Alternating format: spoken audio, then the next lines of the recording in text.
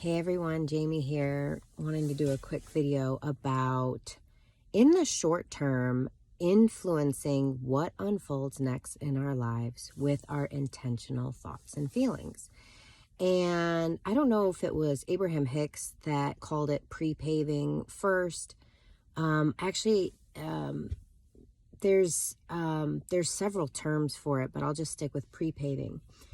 How many times do we as humans actually procrastinate and not do something? Why? Because we're anticipating, we're telling the story that it's going to go horribly wrong, or that it's going to be really hard, or that it's going to be super uncomfortable.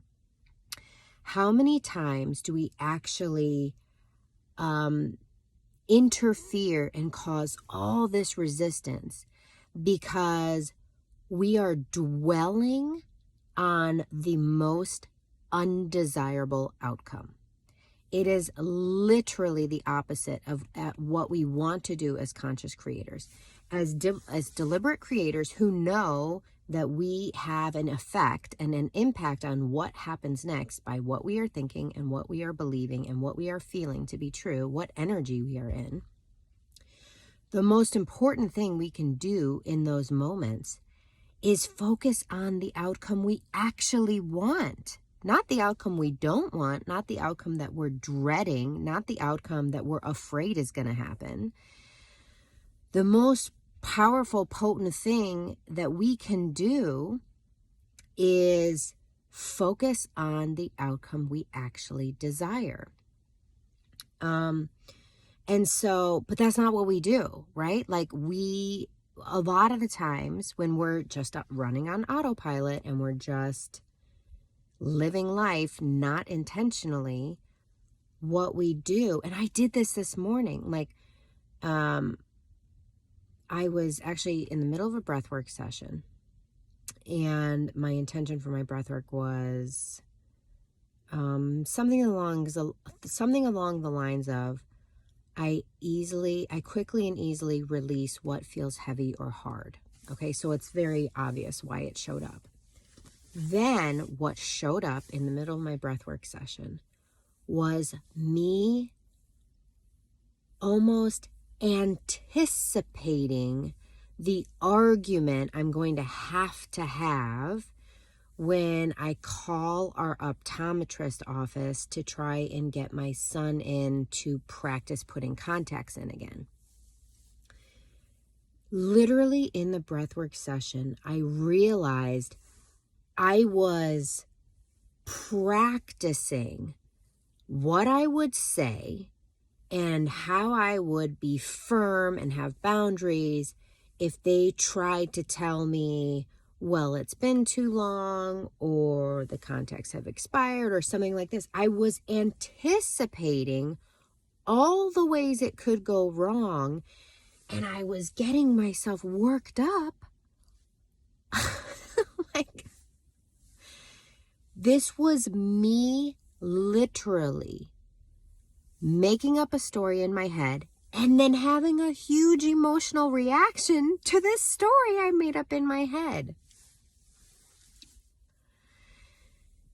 And the reason that I'm not a crazy person. What happened is we ordered the contacts while my son got his eye exam. And then he was like, Mom, I don't know, maybe this was a bad idea. So I told them, hey, on the day we picked up his glasses, I said, he's really not feeling the contacts anymore. Can we just remove that from the order? And they were like, no. I was like, really? Like, we haven't taken them from you. Like, we don't, I was just like, really? Like, we can't not, like, you're going to charge us for them even though we don't want them? And they were like, yes.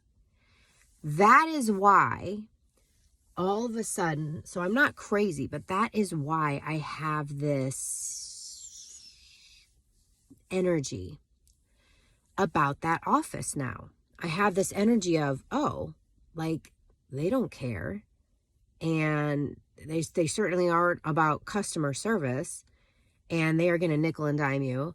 And so can you see how if I have that energy flowing within me, naturally, what I am expecting and anticipating is more trouble, more drama, more charges, more them not caring about our experience. So I wasn't exactly unconscious to the fact that I don't have warm and fuzzy feelings about this optometrist office, but I didn't realize how effortlessly it was flowing within me. And so during your breath work, so it came up during my breath work to release. And so I was like, oh, that's crazy. Like, I literally was feeling tension in my body, anticipating this phone call. But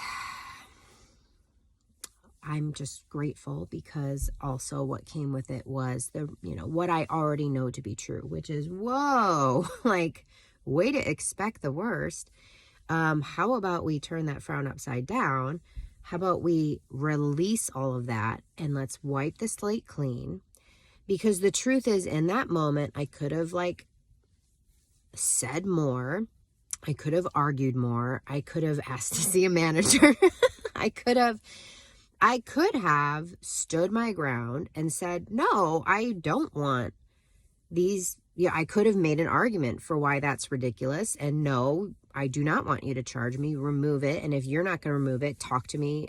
Give me someone who can. I could have done all that. So really, there was some tension left inside of me. There was some disappointment. There was some frustration that I didn't stand my ground more. There was some lingering resentment and just all the ways.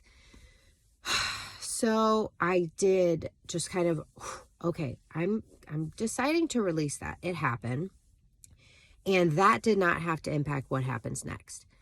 And so what I can do instead, what pre-paving is I can just imagine and feel the feelings of, or I can journal. I love journaling. But I can speak it out loud. Like, I could leave myself a voice note and I can pretend like I'm like literally walking myself through the actual situation. But bottom line is, you're focusing on the experience unfolding exactly how you want it to. So for me, pre-paving, what I want in this situation is I call, someone actually picks up. That's been an issue before in the past. Someone picks up and they are pleasant.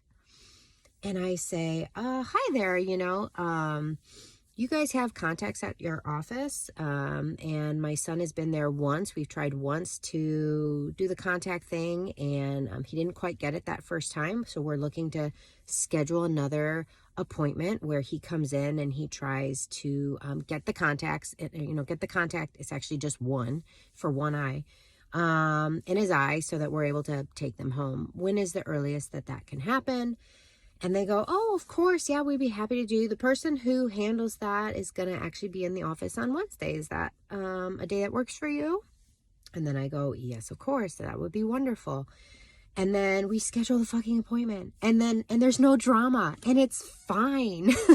Like, isn't it so crazy? I'm like, I don't even know how to express to you how much tension I was holding in my body about this stupid, ridiculous phone call. And it doesn't help that I'm a millennial and we're allergic to using our phones. It doesn't help that I'm an introvert and I don't like to talk to people. But you know what I'm saying? Like, I cannot begin to express to you like the resistance that was flowing about this. Ridiculous. It is preposterous, honestly. But we do that. We are so good at working ourselves up. I bet everyone listening to this can imagine a time, literally in the last 24 hours, where you got worked up, anticipating a worst case scenario, rather than anchoring in to the best possible outcome.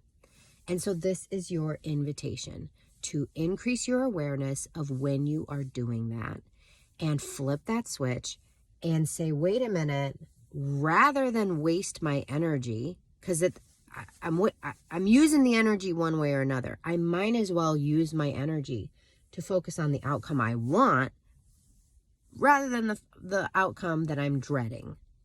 And notice how big of an impact that has on whether or not you're choosing to procrastinate for a bunch of shit in your lives. This is another thing you can do. Where am I procrastinating? Where am I putting something off? Why? Why am I putting it off? I'm going to tell you why. Because you're telling the story that it's going to suck. You're telling the story it's going to be hard. You're telling the story that it's overwhelming. You're telling the story that it's going to take a long time. You're telling some sort of story that is making it wildly undesirable to do the thing, to just get started and do the thing. And spoiler alert, that's just the story in your head. You literally can choose to tell a different story, and it will literally influence how your experience goes. That is literally in alignment with the universal law, universal principles. Give it a try. Don't just believe me. Go do it. Give it a try. Let me know how it goes. Remember, your mission, should you choose to accept it, is to live and love your life on purpose.